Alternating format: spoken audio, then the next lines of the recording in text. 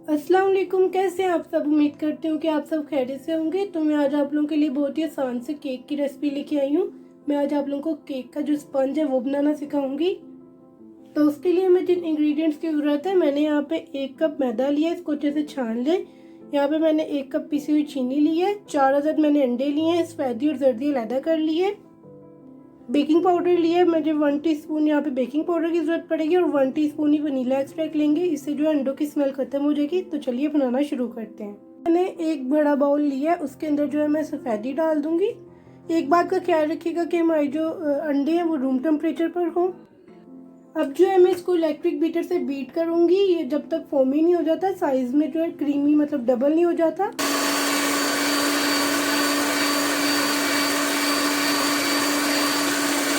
अभी देखिए मैंने थोड़ा सा इसे बीट किया। अब मैं इसमें साथ साथ जो है शुगर ऐड करूंगी। आपने इसे 3 हिस्सों में डिवाइड करके ऐड करना है। तो मैं इसको इस तरीके से इलेक्ट्रिक बीटर से बीट कर रही हूँ, आप हैंड बीटर से भी कर सकते हैं। तो अब मैं इसको बीट करती हूँ।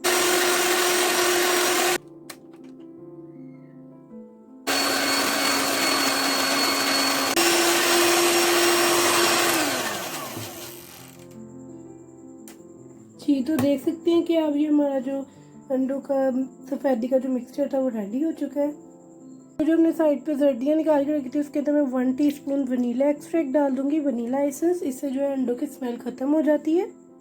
अब मैं इसको जो है हैंड बीटर से अच्छे तरीके से मिक्स कर लूँगी, इस तरीके से। बस आपने इतना मिक्स करना है कि जो जर्दियाँ ये अच्छे से जो है बीट हो जाए, ज़्यादा बीट नहीं करना। तो ये देखिए ये रेडी है। अब वो जो हमारी सफ़ेदी का जो मिक्सचर था वो तैयार है। उसके ऊपर जो है मैं इस तरह एक जाली रखूँगी, छन्नी रखूँगी, जिससे जो है हम मैदा छान के इसमें डालेंगे। जितना ज़्यादा मैदा छानेंगे उतना ही हमारा अच्छा केक बनेगा। तो इस तरीके से जो है मैं इसके अंदर मैदा सारा डाल दूँगी और 1 टीस्पून मैं इसमें बेकिंग पाउडर डालूँगी। 1 टीस्पून बेकिंग पाउडर, इसमें बेकिंग सोडा ऐड नहीं होगा। अब मैं इसको अच्छे तरीके से छान लूँगी और जो हमारा जर्दी वाला मिक्सचर था वो भी इसमें डाल दूँगी। अब एक चम्मच लूँगी और उसको इस तरीके से ऐसे ऐसे फोल्ड करूँगी और आपने ज़ोर ज़ोर से मिक्स नहीं करना, हल्के हल्के हाथ से। जी, तो ये देख सकते हैं कि अब हमारा जो बैटर है वो रेडी है। आपने इसको ज़ोर ज़ोर से मिक्स नहीं करना, बिल्कुल हल्के हाथों से इस तरीके से करना है। तो ये बिल्कुल तैयार है। अब जो है इसको मैं मोल्ड में डालूँगी। मोल्ड को मैंने अच्छे से ग्रीस कर लिया है। अगर आपको नहीं पता कि किस तरीके से ग्रीस करना है तो मैं आप लोगों को बता देती हूँ। उसके नीचे पहले मोल्ड के ऑयल लगाना है, फिर ऊपर पेपर लगाना है, फिर उसके ऊपर भी ऑयल लगाना है। तो ये देखिए बिल्कुल रेडी है। अब मैं इसको मोल्ड में डालूंगी। यहाँ पे देखिए मैंने मोल्ड ले लिया है। अब इसके अंदर मैं सारा बैटर ऐड कर दूंगी।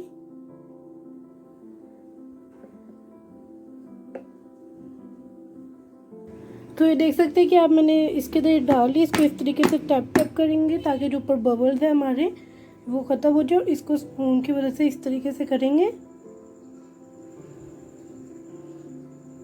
तो यहाँ पे मैंने एक बड़ा पतीला ले लिया है, उसको जो है मैंने गर्म किया 10 मिनट के लिए। अंदर मैंने नमक बिछा दी और एक जाली का जो है स्टैंड रख दिया।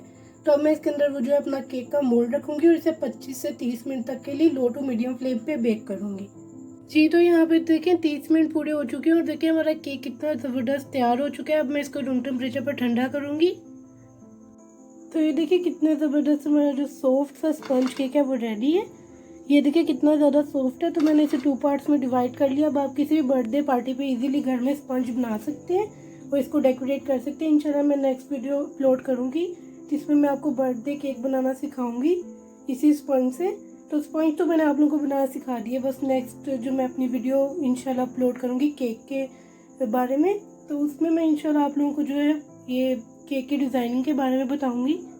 तो स्पंज आप लोगों ने सीख लिया। तो आई होप आप लोगों को ये पसंद आई होगी वीडियो।